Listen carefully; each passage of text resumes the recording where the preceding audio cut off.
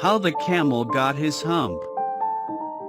In the beginning of years, when the world was so new and all, and the animals were just beginning to work for man, there was a camel, and he lived in the middle of a howling desert because he did not want to work, and besides, he was a howler himself.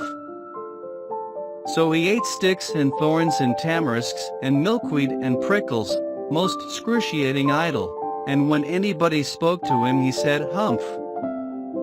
Just Humph. And no more. Presently the horse came to him on Monday morning, with a saddle on his back and a bit in his mouth, and said, "Camel, oh camel, come out and trot like the rest of us." "Humph," said the camel, and the horse went away and told the man. Presently the dog came to him, with a stick in his mouth, and said, "Camel, oh camel, come and fetch and carry like the rest of us." "Humph," said the camel, and the dog went away and told the man. Presently the ox came to him, with the yoke on his neck and said, "Camel, oh camel, come and plow like the rest of us." "Humph," said the camel, and the ox went away and told the man. At the end of the day the man called the horse and the dog and the ox together, and said, "Three, oh three, I'm very sorry for you, with the world so new and all, but that Humph thing in the desert can't work, or he would have been here by now, so I am going to leave him alone, and you must work double time to make up for it." That made the three very angry, with the world so new and all, and they held a palaver, and an indaba, and a punch-head, and a powwow on the edge of the desert, and the camel came chewing on milkweed most excruciating idle, and laughed at them. Then he said Humph, and went away again. Presently there came along the jinn in charge of all deserts, rolling in a cloud of dust. Jinns always travel that way because it is magic, and he stopped to palaver and pow-pow with the three. "Jinn of all deserts," said the horse, "is it right for anyone to be idle, with the world so new and all?" "Certainly not," said the jinn. "Well," said the horse, "there's a thing in the middle of your howling desert, and he's a howler himself, with a long neck and long legs, and he hasn't done a stroke of work since Monday morning. He won't trot." "Phew," said the jinn, whistling, "that's my camel, for all the gold in Arabia." "What does he say about it?" "He says Humph," said the dog, "and he won't fetch and carry." "Does he say anything else?" "Only Humph, and he won't plow," said the ox. "Very good," said the jinn. "I'll humph him if you will kindly wait a minute." The jinn rolled himself up in his dust cloak, and took a bearing across the desert, and found the camel most excruciatingly idle, looking at his own reflection in a pool of water. "My long and bubbling friend," said the jinn, "what's this I hear of your doing no work, with the world so new and all?" "Humph," said the camel. The jinn sat down, with his chin in his hand, and began to think a great magic, while the camel looked at his own reflection in the pool of water.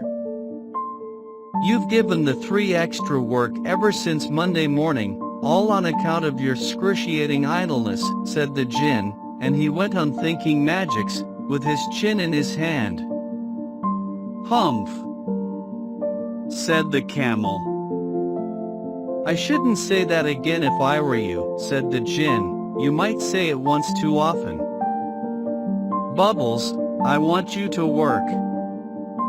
And the camel said Humph again, but no sooner had he said it than he saw his back, that he was so proud of, puffing up into a great big lolloping humph. "Do you see that?" said the jinn.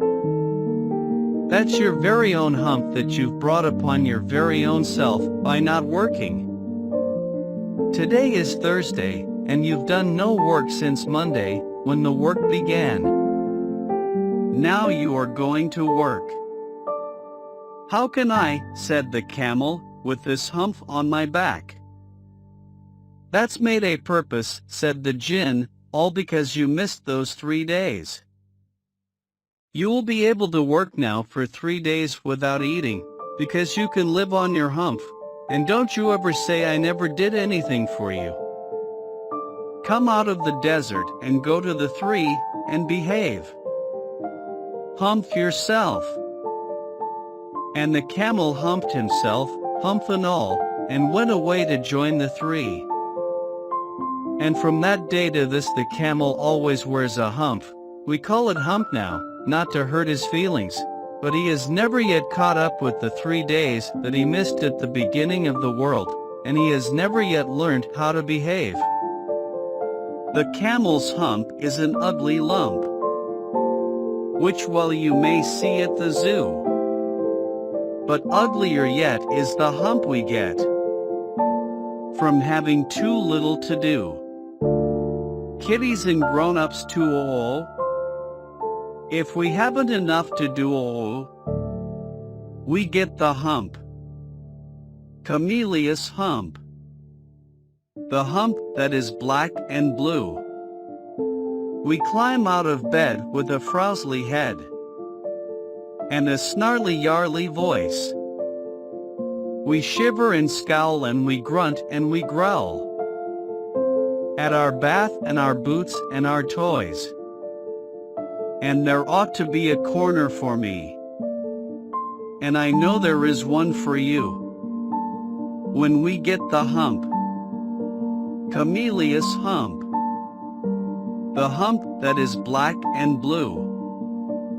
The cure for this ill is not to sit still, or frowst with a book by the fire, but to take a large hoe and a shovel also, and dig till you gently perspire.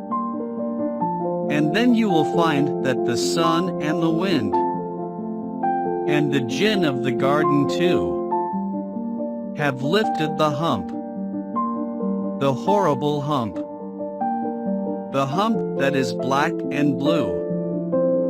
I get it as well as you all. If I haven't enough to do, we all get hump. Camel's hump. Kiddies and grown-ups too.